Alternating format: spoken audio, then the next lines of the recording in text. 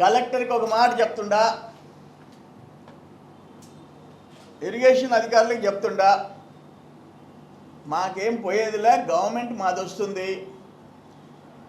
ఇప్పుడు మేము court case దానికి కూడా ఆధారాలతో కూడా పెట్టుకున్నాం. వీటన్నిటి మీద స్పెషల్ ఎవరైతే ఎక్స్పర్ట్ కమిటీ, సిఐడితో పాటు ఎక్స్పర్ట్ కమిటీ ఎంక్వైరీకి ఇస్తాం, ఊచలు లెక్క పెట్టిస్తాం, జైల్లో ఊచలు లెక్క పెట్టిస్తాం. ఆయన ఎవరైనా, ఎంతలా అధికారైనా, ఎవడిచ్చాడు మీకు? గవర్నమెంట్లో ఉద్యోగాలు తీసుకొని మీరు అటు 100 కోట్లు దోచుకుంటుంటే మీరు పంచుకుంటారా? లేకపోతే మీరు పెద్ద మనుషులు అయితే మీరు ఎందుకు క్వశ్చన్ చేయలేదు? ఇది మాకు బాధగా ఉంది. ఇంత సిస్టమ్ సర్వనాశనం అయిపోయినాయి జగన్మోహన్ రెడ్డి టైంలో.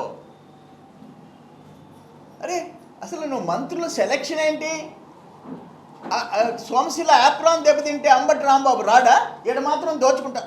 అంటే 95 కోట్ల రూపాయల పనిలో ఎక్స్పర్ట్ కమిటీ సోమశిల డ్యామ్కే ప్రమాదం అని ఇస్తే 2 కోట్లు పే చేసి 20 కోట్లు పే చేసి 20 కోట్లు బిల్లు చేసి పేమెంట్ ఇవ్వకుండా ఆపేశారు. 20 కోట్లు. ఈడ మాత్రం 100 కోట్లు.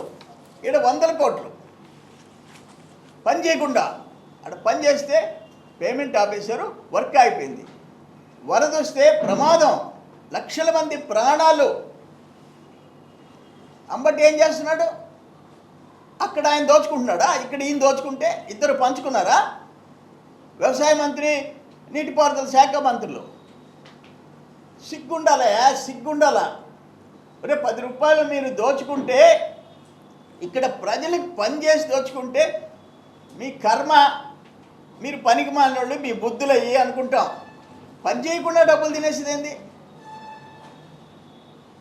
వీటి మీద మేము స్పెషల్ టీంని వేస్తాం. ఎవరెవరు టాప్ టు బాటం 1 మంత్ జిల్లా కలెక్టర్ నువ్వు ఎందుకు చర్య తీసుకోలే, ఎందుకు ఎంక్వైరీలే, ఆయన కూడా బుక్ చేస్తాం.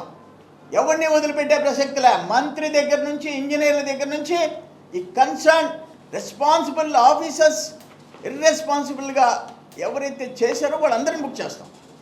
ఇవన్నీ శాంక్షన్స్ ఒక్కోటి 9 లక్షలు 9 లక్షలు 9 లక్షలు 9 లక్షలు.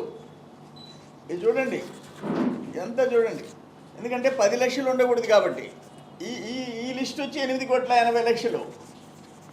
మేము పచ్చి సాక్ష్యాధారాలతో మేము ఎందుకు ఇన్ని రోజులు ఆగామంటే, ఇది కాన్ఫిడెన్షియల్గా పెడితే వాళ్ళు ఎవరైనా వచ్చి యాక్షన్ తీసుకుంటారు, మేమేదో ఈ పొలిటికల్గా వాడుకుంటున్నాము అనే మెసేజ్ పోకూడదని 1 నెల రోజులు ఆగి మేము మీడియా ముందు పెడుతున్నాం. 1 నెల రోజులు ఆగి. అరే అక్కడ క్వార్జ్ ఎత్తేస్తున్నారంటే దిక్కులే, సిలికా ఎత్తేస్తున్నారంటే దిక్కులే, శాండ్ ఎత్తేస్తున్నారంటే దిక్కులే. మంత్రి కాన్స్టిట్యున్సీలో పోండి, ఇరువురులో దమ్ము లేదు.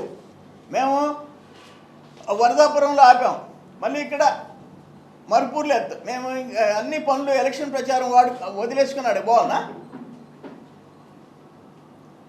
కంటైనర్ పోర్ట్ ఎత్తేస్తే చేతులు ఎత్తేసాడు మంత్రి. కృష్ణపట్నం కంటైనర్ పోర్ట్ వెళ్ళిపోయింది, మంత్రి చేతులు ఎత్తేసాడు.